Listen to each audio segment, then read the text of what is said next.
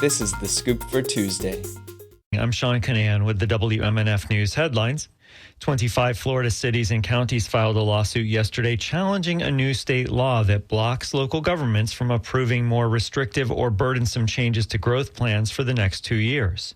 The challenge, filed in Leon County Circuit Court, contends that the law effectively freezes all local land development regulations and comprehensive plans through 2027, violates home rule authority, and, using ambiguous and vague preemption language, strips the ability of cities and counties to manage their growth. The changes took effect June 26th when Governor Ron DeSantis signed SB 180. An attorney representing the local government said in a news release the case is about protecting home rule. Drivers who regularly use the Tampa downtown interchange connecting I-275 and I-4 should expect detours and delays this weekend. WMNF's Chris Young reports the Florida Department of Transportation announced temporary closures. From Saturday, October 4th through Monday, October 6th at 5 in the morning, FDOT is closing all northbound lanes and all but one southbound lane on I-275 in the downtown interchange area. Crews will be building steel beams called girders for a new exit ramp from southbound I-275 to eastbound I-4. FDOT Senior Construction Project Manager Andrew Williams says drivers should expect a lot of congestion. So for this weekend, plan in advance. That's the biggest thing I can tell you. Try to use the local roads. We've been coordinating with our city of Tampa as well as our traffic operations to improve some of the signal timing for this closure that we're going to have. Electronic message boards and temporary signs will help drivers traveling around the interchange via the posted detour routes. To see a map with detours and more information, visit WMNF.org. Chris Young, WMNF News, Tampa. Hurricane Helene caused record-breaking storm surges and devastating impacts to the Florida West Coast. Hurricane Milton struck less than 2 weeks later.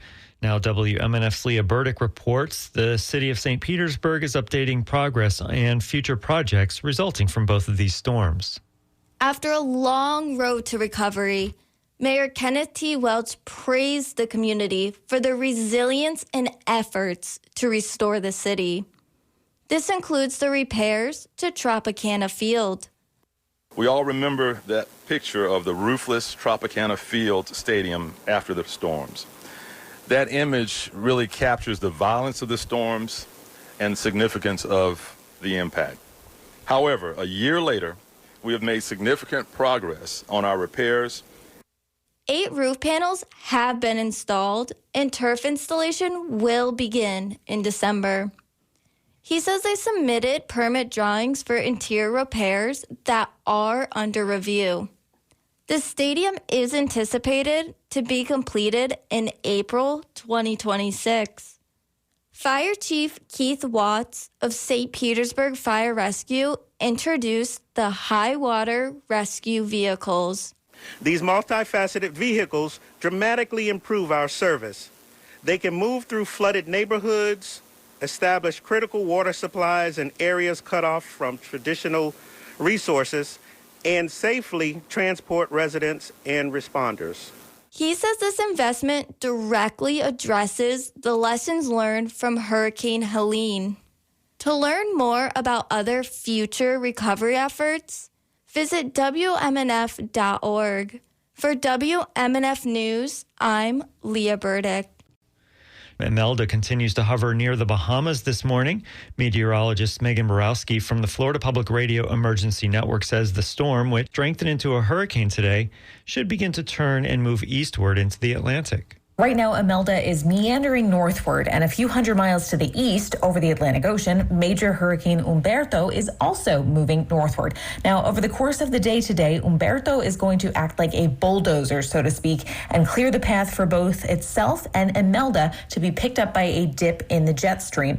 Both storms will be pulled into the Atlantic and away from the coast of the United States. Borowski says the conditions will be breezy today, especially for locations toward the eastern half of the Tampa Bay area. She also says that passing showers are possible before a drier air mass arrives tonight. It'll be mostly sunny and breezy today with highs in the high 80s. Tonight, partly cloudy, overnight lows in the mid-70s. Tomorrow, there's a slight chance of a rain shower with highs near 90. I'm Sean Canan with the WMNF News headlines.